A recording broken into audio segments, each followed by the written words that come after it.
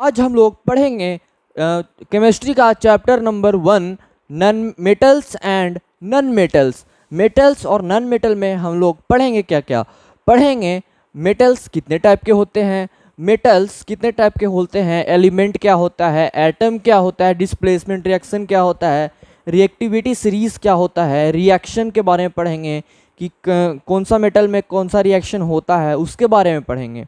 तो सबसे पहले हम लोग स्टार्ट करते हैं एलिमेंट से।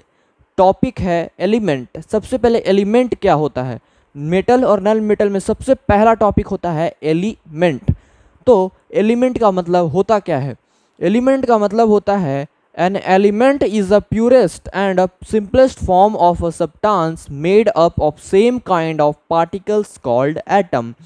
मतलब एलिमेंट प्योरेस्ट फॉर्म मतलब पूरा शुद्ध रूप और एकदम छोटा रूप कोई भी सब्सटेंस का होता है जो सेम टाइप ऑफ पार्टिकल से बनता है उसी को बोलते हैं एलिमेंट, और जो वो सेम टाइप ऑफ पार्टिकल वो होता है उसको बोलते हैं एटम।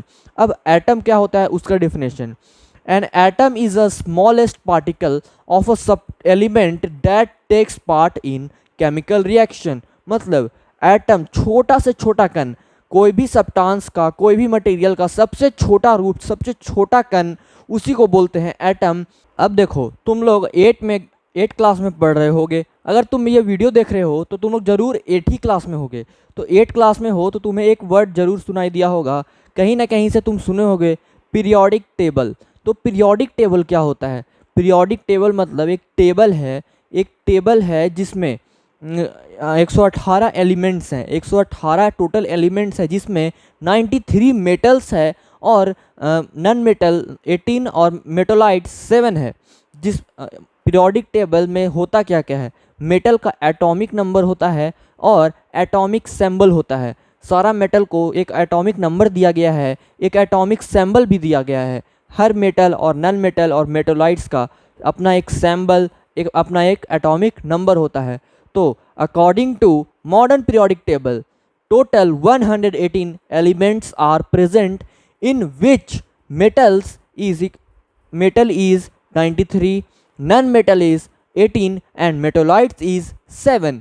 अब देखो बोल क्या रहा है, जैसे according to modern periodic table, modern periodic table के अनुसार टोटल 118 एलिमेंट अभी तक प्रेजेंट हैं। मतलब 118 एलिमेंट अभी तक खोजे गए हैं, जिसमें से 3 टाइप के एलिमेंट होते हैं, मेटल, नॉन मेटल और मेटोलाइट्स। मेटल होते हैं 93, नॉन मेटल होते हैं 18 और मेटोलाइट्स होते हैं 7 एलिमेंट। अब एलिमेंट को 3 भागों में बांटा गया है। Element can be classified into 3 categories, first metal, second non metal and third metalloids. मतलब एलिमेंट को 3 भागों में बांटा गया है, पहला मेटल, दूसरा नॉन मेटल और तीसरा मेटलॉइड्स, जिसमें हम लोग पहले पढ़ेंगे मेटल्स के बारे में।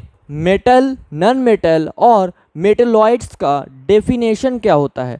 मेटल का डेफिनेशन होता है a metal is an element which is generally malleable and ductile and good conductor of heat and electricity.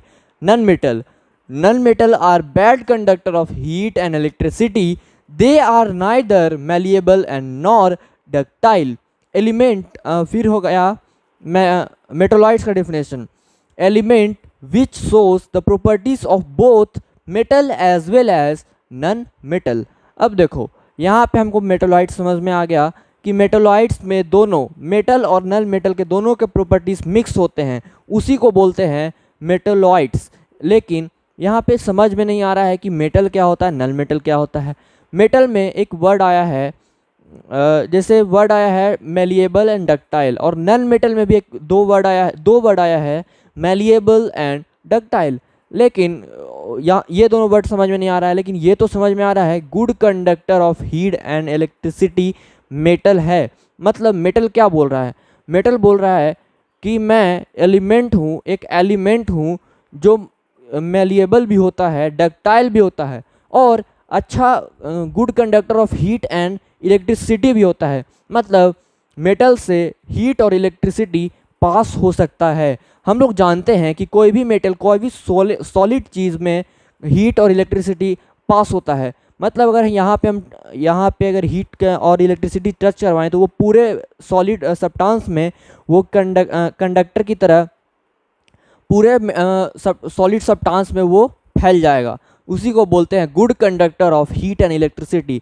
यहाँ पे भी नल मेटल में तो हम समझ रहे हैं कि bad conductor of heat and electricity है, मतलब नल मेटल में इलेक्ट्रिसिटी और हीट पास नहीं हो सकता है, और वो मैलिएबल भी नहीं होता और डक्टाइल भी नहीं होता है।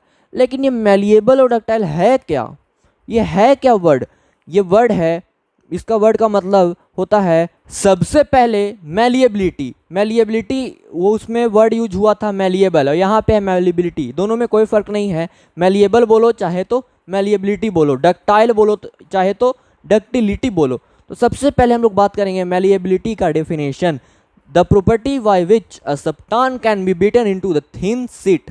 मतलब मैलिएबिलिटी का मतलब होता है एक प्रॉपर्टी, कोई भी एलिमेंट का एक प्रॉपर्टी जिसमें सब्सटेंस को पीट कर उसको थिन लेयर ऑफ शीट में हम लोग अगर उसको कन्वर्ट कर सकते हैं, उसी प्रॉपर्टी को हम लोग मैलिएबिलिटी कहते हैं। और डक्टिलिटी का डेफिनेशन क्या होता है?